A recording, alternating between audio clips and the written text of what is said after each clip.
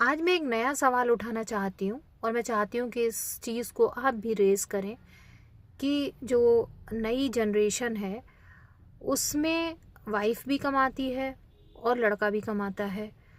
तो ये कहाँ तक जायज़ है कि ये जो बच्चे हैं इन दोनों को शादी के बाद लड़के के घर में ही रहना चाहिए।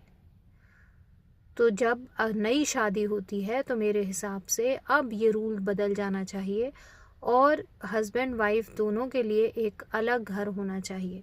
जब केयर करने का टाइम आता है अपने पेरेंट्स की या वीकेंड पे मिलने का टाइम आता है तो वो जाके मिल सकते हैं। इसके लिए ज़रूरी नहीं है कि सुबह से शाम तक लड़की को जो ससुराल है उसी में रहना होगा। शादी होके लड़की ही आएगी लड़के के घर नहीं। अगर इतना नॉर्म्स आ गए हैं, इतनी तरक्की कर ली है दुनिया ने, तो ये बहुत ज़रूरी है आजकल की हेल्दी रिलेशनशिप के लिए कि जो हस्बैंड वाइफ होते हैं जब शादी हो जाए तो उसके लिए रूल होना चाहिए कि उनको अलग घर में शादी के बाद शिफ्ट होना चाहिए।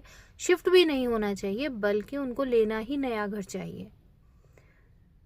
इससे उनकी जो रिलेशनशिप है, जो बॉन्डिंग है वो बनी रहेगी, क्योंकि आजकल का जो टाइम है वो बहुत चेंज हो गया। जहाँ पे मदर इन लॉज वर्किंग नहीं होती हैं वहाँ पे उनको इस तरीके की जो वर्किंग डॉटर इन लॉज आती हैं उनके साथ एडजस्ट करने में बहुत दिक्कत होती है और बड़े सारे ईगो इश्यूज आते हैं। वो कंपैरिजन करने लगती हैं कि हम तो ऐसे थे, हम तो वैसे थे। और ये छोटी छोटी जो चीज़ें होती हैं, या हमने तो इतना काम किया था, ये इतना नहीं कर रहे हैं, इस चीज़ को अवॉइड करने के लिए बहुत ज़रूरी कि अगर आप वर्किंग लड़की से शादी कर रहे हैं तो ये रूल होना चाहिए कोर्ट में शादी का।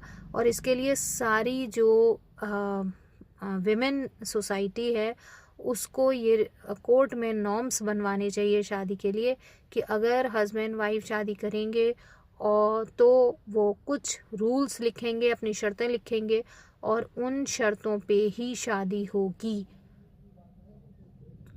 तो आपको क्या कहना है, आप इस पर बात कीजिए। और मेरी इतनी पावर नहीं है, फिर भी मैंने यूट्यूब के थ्रू इस चीज़ को रेज़ किया है। जो प्रॉब्लम्स हैं मैं उन्हें रेज़ करती हूँ। पर अगर एज अ कोई ऑर्गेनाइजेशन आप इस चीज़ को रेज़ कर सकते हैं तो please raise raise raise the issue.